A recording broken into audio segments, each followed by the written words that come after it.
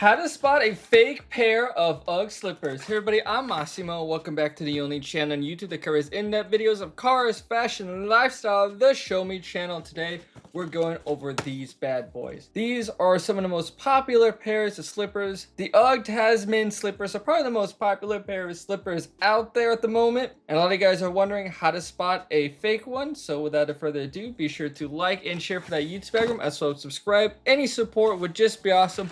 Now let's get right into the tutorial. All right, the first thing you want to do before you even see the slippers is to check out the box. Mostly you want to check out the label right here. You can pause this video right now, but you want to check out the font size, font spacing, all that stuff. Also check their overall photo quality. A lot of real versus fake ones tend to mess up the photo quality.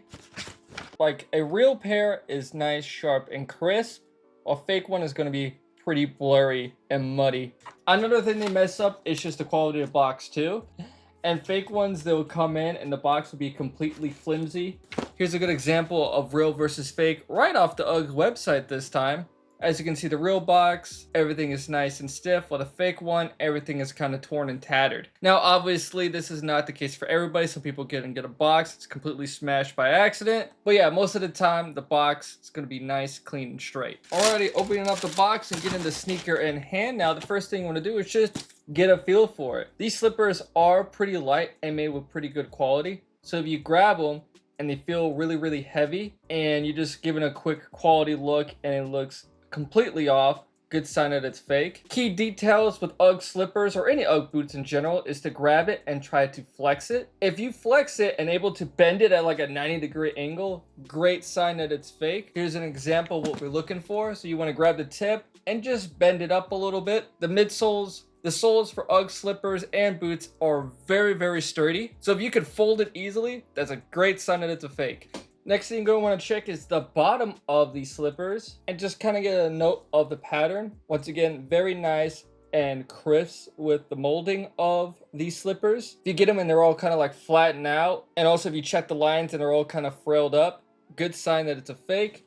Here's a good example of real versus fake right here. Real pair, nice molded pattern. Real pair has a nice and molded pattern, like I said, while the fake one is smoothing out, and on the top there, it's just not really crisp at all.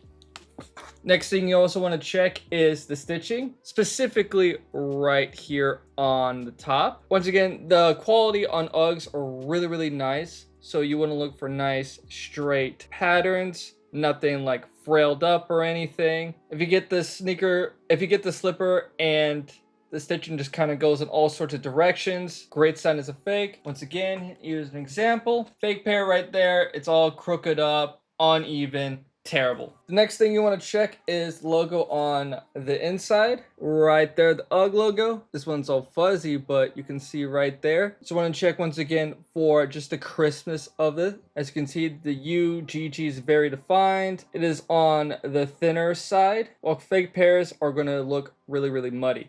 Here's a good example right here. As you can see, the real pair, the letters and everything are nice and separated, while the fake one looks like they're all more connected and thicker. Getting more of the deeper details, the next thing you want to check is for the information and sizing tag, which is usually located on the inside right here. Once again, check for the font sizing, font spacing, and placement. Once again, UGGs are on the thinner side and everything is really defined and crisp. Here's a good example of real versus fake. As you can see, the real one, printing quality is on point, while the fake one is just kind of over the place. And also the made in is completely messed up. These things are normally made in China or Vietnam or Asian countries. And for some reason, this one says Australia. And also, if your slipper has fur, it's also a good idea to check that as well. The fur has a nice, soft finish to it and is very densely packed, and there's also no smell to the fur. So if you give it a quick whiff and you don't have a scent to it or anything, good sign that it's real. But if you smell it and it smells completely awful, besides the fact that it might be used and someone's been wearing it, and you get it in and the fur is all loosey-goosey over the place and it's very stiff, great sign that it's fake.